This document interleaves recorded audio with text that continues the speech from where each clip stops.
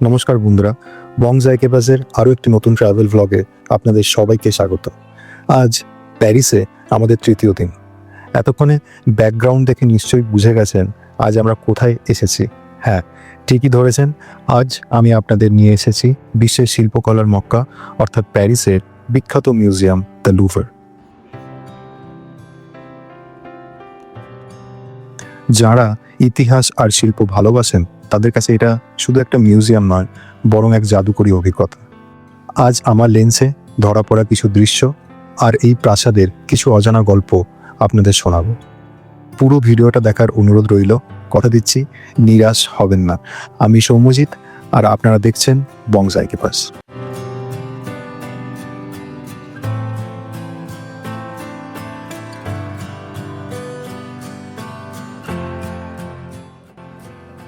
লুভারের আজকের এই রাজকীয় রূপ দেখে কি ভাবছেন এটা শুরু থেকে এমন ছিল? একদমই না। এর ইতিহাস কিন্তু বেশ নাটকীয়।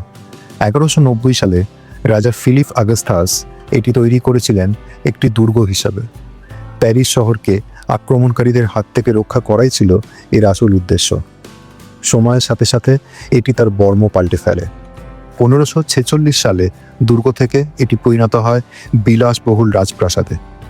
আর ফরাসি বিপ্লবের পর 1793 সালে রাজাদের এই প্রাসাদ সাধারণ মানুষের জন্য মিউজিয়াম হিসাবে খুলে দেওয়া হয়। ভাবুন তো, এই দেয়ালগুলোর পাথরে 800 বছরের কত ইতিহাস লুকিয়ে আছে।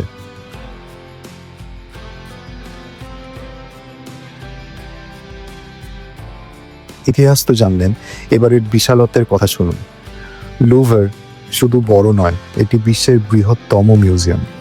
প্রায় 73,000 স্কোয়ার মিটার এলাকা জুড়ে এটি ছড়িয়ে আছে। সহজ কথায় বলি, আপনি যদি এর প্রত্যেকটা গ্যালারি দিয়ে একবার করে হেঁটে যান, আপনাকে প্রায় 15 কিলোমিটার পথ হাঁটতে হবে। এখানে প্রায় 4,80,000 শিল্পবস্তু আছে, যদিও একবারে মাত্র 35,000-এর মতো দেখানো হয়। এত কিছুর মধ্যে খেই হারিয়ে ফেলা স্বাভাবিক, তবে 3টি জিনিস মিস করবেন না: রহস্যময়ী মোনালিসা, ভেনাস দি মাইলো আর উইং ভিক্টরি। এবার আসি কিভাবে পৌঁছবেন। মেট্রো বা বাস দুটোই খুব সহজ। মেট্রো লাইন 1 বা 7 ধরে নামতে পারেন প্যালে রয়্যাল মিউজি দি লুভার এই স্টেশনে। আর যদি বাসে আসতে চান তবে 21, 27 বা 68 নাম্বার বাসগুলো আপনাকে নামিয়ে দেবে একেবারে মিউজিয়ামের সামনে। আর একটা জরুরি টিপস, টিকিটের জন্য ভুলেও মিউজিয়ামে গিয়ে লাইনে দাঁড়াবেন না টিকিট কাটতে। মিউজিয়ামের অফিসিয়াল ওয়েবসাইট থেকে আগেভাগেই অনলাইনে নির্দিষ্ট সময়ের স্লট বুক করে নিন। এতে সময় বাঁচবে আর লম্বা লাইনের ঝামেলা ছাড়াই আপনি সরাসরি ঢুকে যেতে পারেন মিউজিয়ামে। লুভারের এই বিশাল সংগ্রহ আর রাজকীয় সব ভাস্কর্য দেখে মুগ্ধ না হয়ে উপায় নেই। সত্যি বলতে, একটা ভিডিওতে এই সব কিছুর খুঁটিনাটি তুলে ধরা বা সব শিল্পকর্মের সম্বন্ধে বিস্তারিত বলা একেবারেই অসম্ভব। আমি নিজেও যে এখানকার সবকটি শিল্পকর্ম সম্বন্ধে জানি তা কিন্তু নয়, তবে আসার আগে আমি একটু রিসার্চ করে নোট করে নিয়েছিলাম যে এই বিশাল সমুদ্রে কোন বাছা বাছা জিনিসগুলো আমাদের অবশ্যই দেখা উচিত।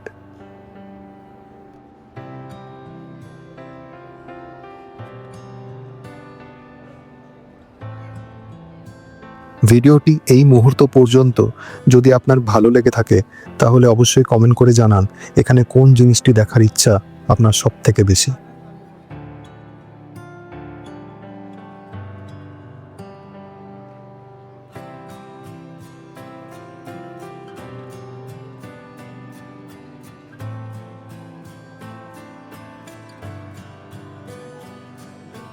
একটা ব্যক্তিগত অভিজ্ঞতার কথা বলি। আমাদের সাথে যেহেতু বাচ্চা ছিল, তাই 3 ঘন্টার বেশি আমরা মিউজিয়ামে থাকতে পারিনি। তবে আপনারা যারা ইতিহাস ভালোবাসেন তারা হাতে অন্তত পুরো একটা দিন সময় নিয়ে আসবেন, না হলে আফসোস থেকে যাবে। বাকি ভিডিওটুকু উপভোগ করুন।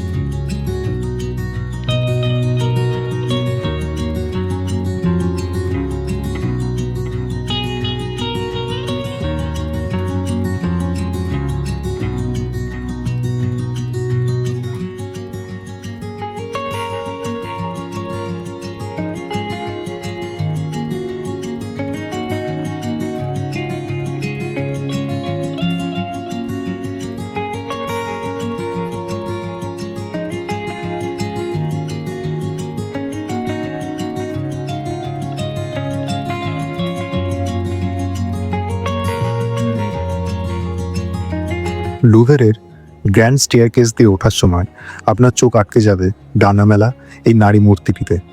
এর নাম উইংড ভিক্টরি অফ সামোথ্রেস। মজার ব্যাপার হলো এর মাথা নেই, হাত নেই, তবু এটি পৃথিবীর অন্যতম সেরা এবং শক্তিশালী ভাস্কর্য হিসাবে পরিচিত। একটু ভালো করে খেয়াল করুন বাতাসের ঝাপটায় এর পোশাকটা কিভাবে শরীরের সাথে লেপ্টে আছে। শক্ত পাথরের ওপর কাপড় আর বাতাসের এমন নিখুঁত কারুকাজ সত্যিই অবিশ্বাস্য। এটি গ্রিক জয়ের দেবী নাইকির প্রতীক। খ্রিস্টপূর্ব 2য় শতকের এই ভাস্কর্যটি দেখে মনে হয় যেন দেবী আকাশ থেকে উড়ে এসে কোনো জাহাজের ওপর নামলেন বিজয়ের বার্তা নিয়ে।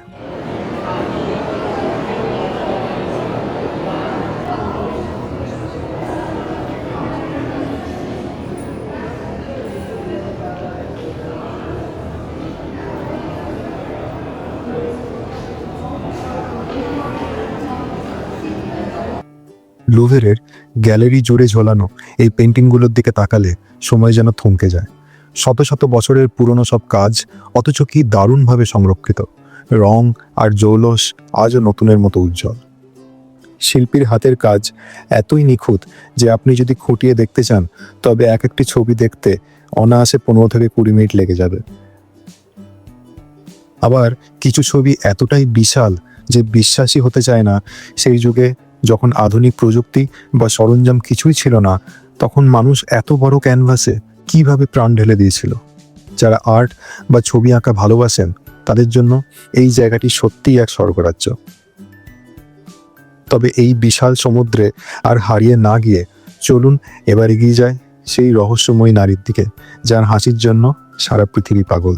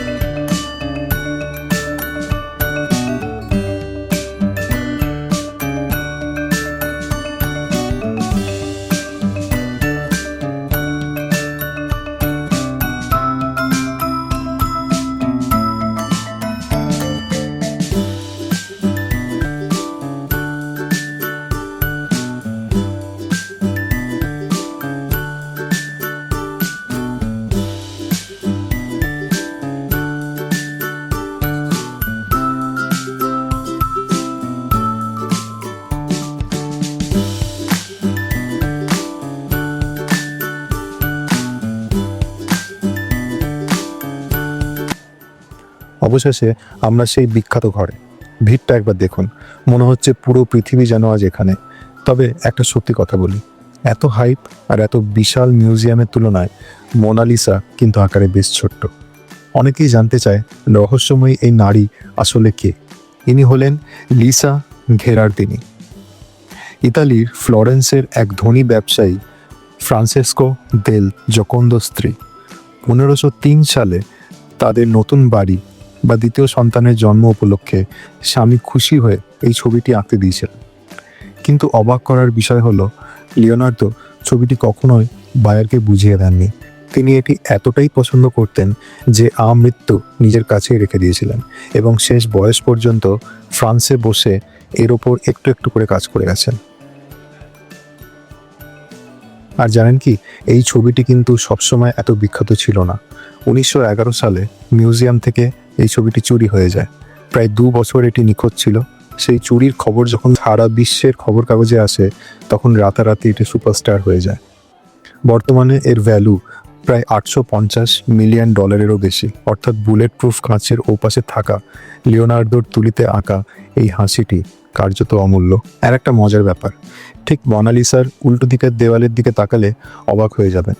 সেখানে ঝুলছে লুয়েভ্রের সব থেকে বড় painting, the wedding feast of Cana. অথচ দেখুন, একই ঘর কিন্তু দুই মেরুর দৃশ্য। বিশাল ওই ছবির সামনে ভিড় নেই বললেই চলে, আর এই ছোট্ট ছবিটার সামনে তিল ধারণের জায়গা নেই। একেই হয়তো বলে স্টারডম।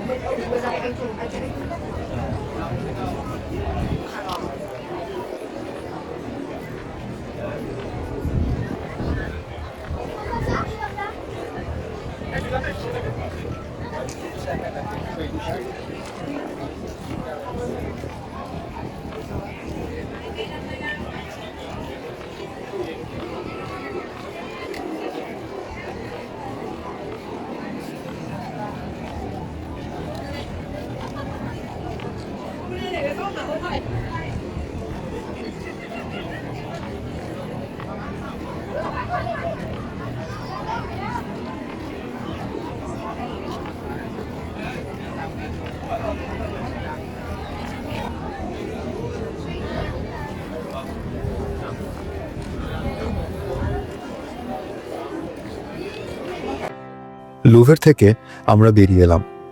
অনেক কিছুই দেখা বাকি রয়ে গেল, কিন্তু বাচ্চাদের নিয়ে তো আর জোর করা যায় না। তাই আমরা রওনা দিলাম প্যারিসের আরেকটি আইকনিক স্পটে। মেট্রো লাইন 1 ধরে চলে এলাম চার্লস দি গোল এতোয়াল স্টেশনে। এখানেই দাঁড়িয়ে আছে প্যারিসের সেই আইকনিক মনুমেন্ট আর্ক দ্য ট্রাম্ফ।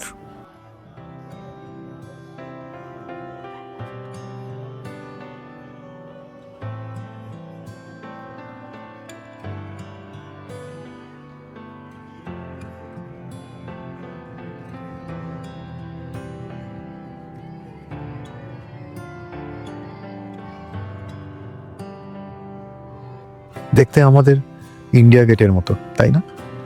আসলে ইন্ডিয়া গেট তৈরির প্রায় 100 বছর আগে নেপোলিয়ন বোনাপার্ট যুদ্ধ জয়ের স্মৃতি হিসাবে এটি তৈরির নির্দেশ দেন। এর নিচেই রয়েছে প্রথম বিশ্বযুদ্ধে নিহত এক অজানা সৈনিকের সমাধি এবং এক চিরন্তন শিখা।